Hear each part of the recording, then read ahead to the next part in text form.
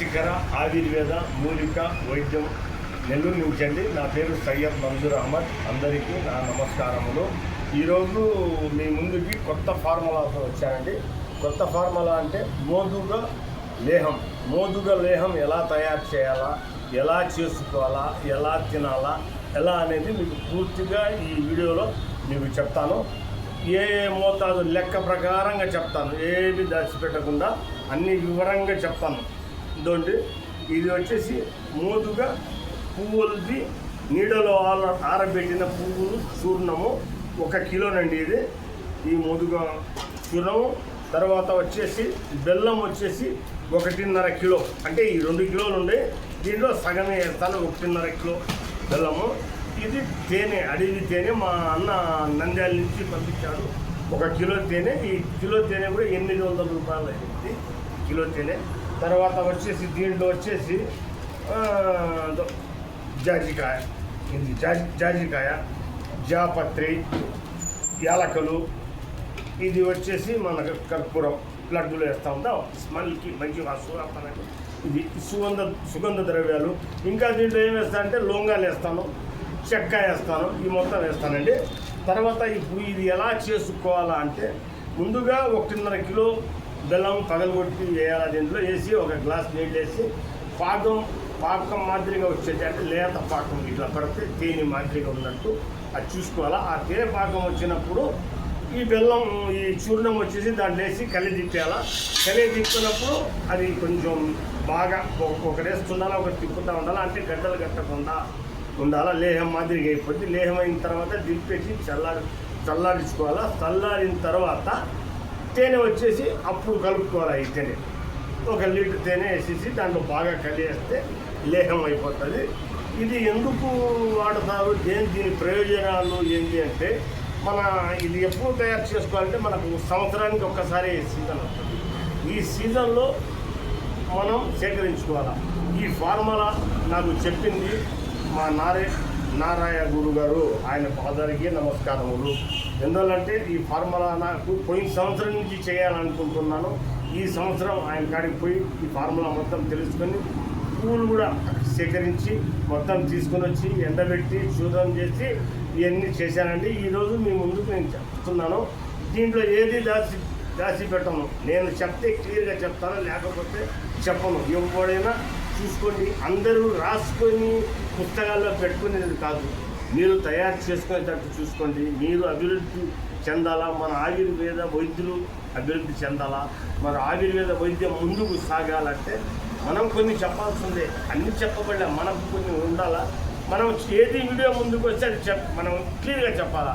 ఏది అన్నీ వేసిన తర్వాత నాకు ఫోన్ చేయండి, దాంట్లో ఇంకా కొన్ని మూలికలు నేను కలపాలంటే ఇంక నేను చెప్పేది మీరు రాసుకునేది, మీరు తయారు చేసేది తప్పు. అది చెప్తే వివరంగా ఫార్ములా చెప్పాలా.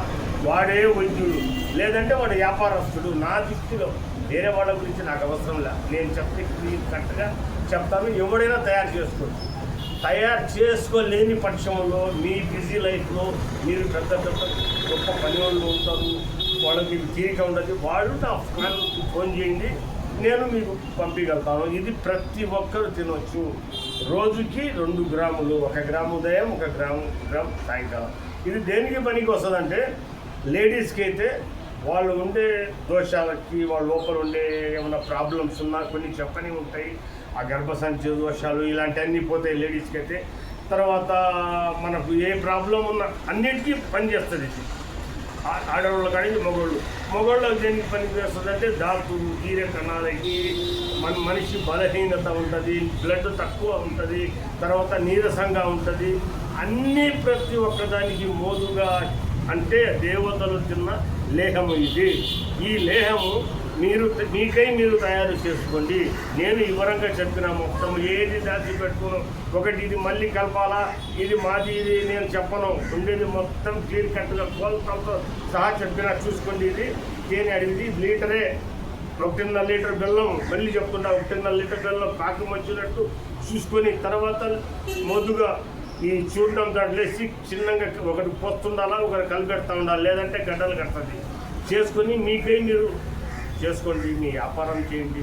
మీరు బాగా వృద్ధి కానీ ఆయుర్వేదాన్ని ముందుకు తీసుకురండి. అందరూ ముందుకు తీసుకొస్తేనే ఇది ఎక్కడికో వెళ్ళిపోయింది. ఇది లేకపోతే మేము మా పూర్వీకులంతా దీని మీద బతికిన వాళ్ళనే. మాది ఎంత పొడుగు ఇంతలో అవన్నీ చెప్పరా, ఎంతంటే మా పూర్వీకులు చేశారు అంతవరకు తప్ప నేను చేసేది నేను క్లియర్గా మీకు చెప్పేయాలా, మీరు తయారు చేసుకోవాలా. లేని మీకు బిజీ పక్షంలో నాకు ఫోన్ చేయండి, మందులు నాకు కావాలంటే పంపిస్తాము. ఊరికనే ఫోన్ చేయవద్దు, నాకు ఇది కావాలా గురుగారు.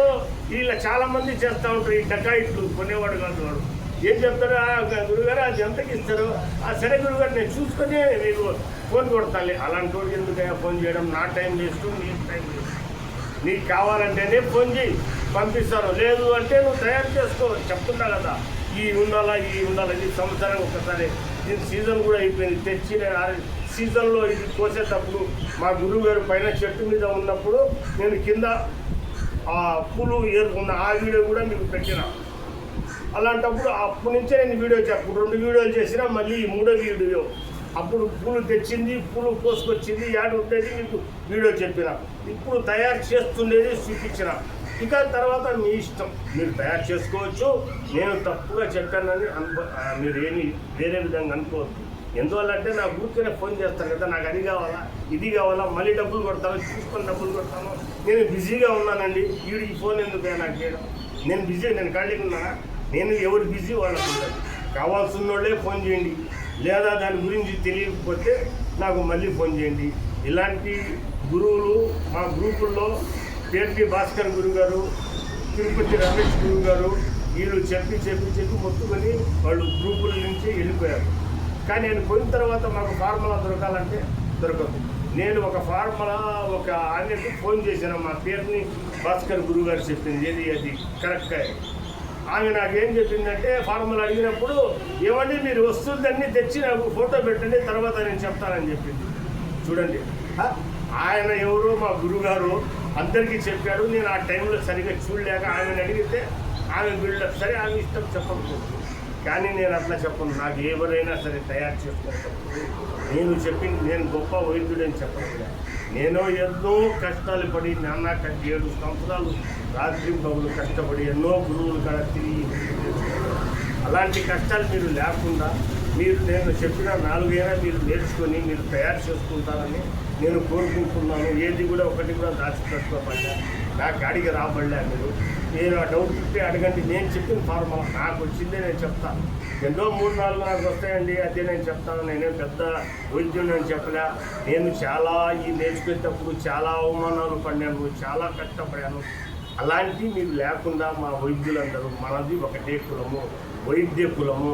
దీంట్లో చిన్న పెద్ద గురువుని గౌరవించాలా. ఫస్ట్ బయట గురువుకి పాదాలకి నమస్కారం చేసిన ఆయన రుణం మేము తీసుకోలేము, ఏం చేసినా ఆయన రుణం తీసుకోలేము. తల్లి తండ్రి గురువు, లాస్ట్లో దైవం. ముందు గురువుని వదిలేసి దైవాన్ని చేస్తే ఏం రాదు. ముందు గురువు ఆయన చెప్తే మనం బతుకుతున్నాం, ఆయన చూపించిన దానే మనం పోతున్నాం. కాబట్టి గురువులకి మీరు ఇచ్చేయండి. నాకని కాదు, నేను గురువు కదయ్యో మీ అందరికీ నమస్కారం చెప్తున్నా. నేను కాదు, మీరు నేర్చుకునే గురువుకి మంచితనంగా అన్నీ అడిగి తెలుసుకొని మీరు బాగా అభివృద్ధి కావాలని, ఈ ఆయుర్వేదాన్ని ముందుకు తీసుకొని పోతారని నేను మనస్ఫూర్తిగా కోరుకుంటున్నాను. మీరందరూ బాగుండాలా, అందులో నేను బాగుండాలా. కష్టపడితే కష్టం ఎక్కడి దక్కదు. మనం తయారు చేయనిది ఏమీ లేదు. కృషి ఉంటే ఋషులు అవుతారు, మహాపురుషులు అవుతారని విశ్వవిఖ్యాత నట సార్వభౌమ పద్మశ్రీ ఎన్టీ రామారావు గారు అడవిరాముడు సినిమాలో చెప్పారు. అదే కృషి చేయండి, మనకు దక్కద్ది. కష్టపడండి, మనం చేయింది ఏం లేదు. గురువు కాడ అడగండి, తెలియంది అడిగి తెలుసుకోండి. మన జనసుధ గురువు గారు ఉన్నారు ఇప్పుడు లైన్లో, ఆయన్ని అడగండి. ఏమైనా ప్రతిదానికి చెప్పడం పాపం. ఇప్పుడు ఆయనే ఉండేది. ఇంకా నిన్న స్వామి నాకు రావడం లేదు. మా స్వామి గారు ఏదో స్వామి అన్నారు, ఆయన ఆ గురుగారు కూడా ఉన్నారు.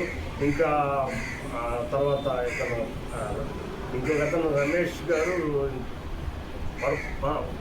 పరమపోలి ఏదో ఆయన పేరు నాకు సరిగా రావడం లేదంటే. వీళ్ళందరూ గురువులు ఉన్నారు. అంటే వాళ్ళిద్దరు ఎప్పుడు పోయారు, అందరూ మనకెందుకు ఇంకా అనేది అయిపోయింది. కాబట్టి మీరు నేర్చుకోండి, తయారు చేసుకోండి, అభివృద్ధి పొందండి. ఇది ఒక మనిషికి ఇది పోసినట్టే, ఆవిష్ పోసినట్టే. ఆయుర్వేదం అంటే ఒక మనిషికి ఆవిష్ పోసినట్టే. దీంట్లో ఉండే కిక్కు, దీంట్లో ఉండే మజా రానిదే చెయ్యాలని ఆతృత ఉండాలి, తపన ఉండాలి. ఎందుకు రాదు? 10 సార్లు గురువుని అడగవచ్చు మనం పోయి. 10 సార్లు అడిగితే ఒకసారైనా చెప్తారు. అది నేర్చుకొని దాన్ని ఇచ్చేసుకొని అందరూ ముందుకు వస్తారని, ఆయుర్వేదాన్ని ముందుకు తీసుకువస్తారని నేను మరీ మీ అందరికీ కోరుకుంటున్నాను. నమస్తే, ఉంటాను. సయ్యద్ మంజూర్ అహ్మద్, నెల్లూరు.